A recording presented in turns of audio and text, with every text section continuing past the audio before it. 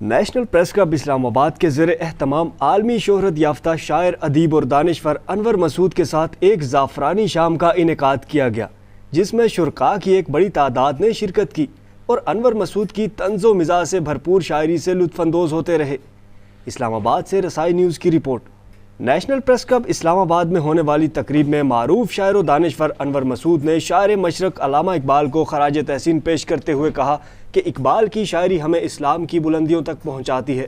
اور ہمیں خودی کا درس دیتی ہے۔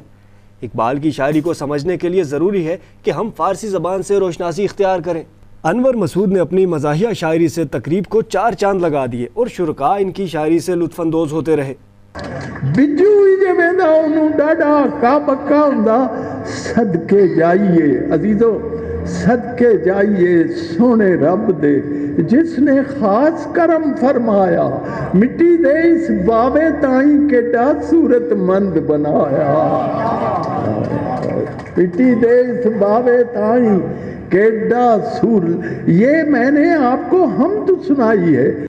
تقریب میں موجود شرکاء نے انور مسعود کے بارے میں اپنے خیالات کا اظہار کرتے ہوئے کہا کہ انور مسعود پاکستان کے ایک معروف شاعر اور ادیب ہیں جن سے نوجوان نسل بہت کچھ سیکھ سکتی ہے۔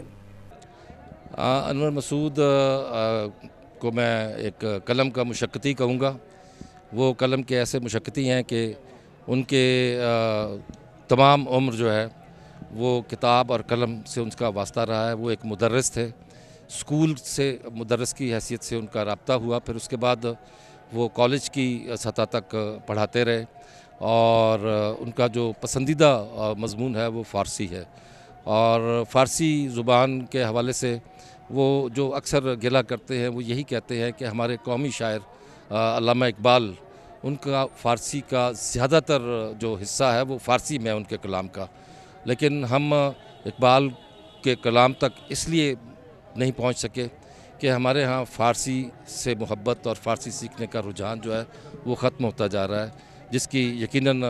ضرورت ہے اس وقت کہ ہم اقبال کے کلام کو، اقبال کا کلام آفاقی ہے اور وہ ہر دور کے لیے ہے۔ آج کی تقریب اس حوالے سے بڑی خوش آئند ہے کہ وفاقی دارالحکومت اسلام آباد میں عموماً ادبی اور سماجی تقریبات کا انعقاد بہت کم ہوتا ہے،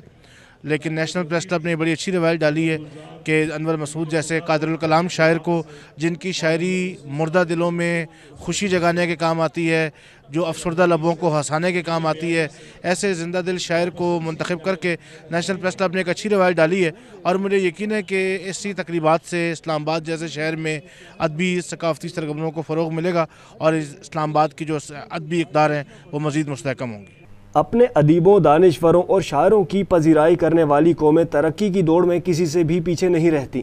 کیمرہ مین وقاص کھوکر کے ساتھ عمر مہتاب، رسائی نیوز، اسلام آباد۔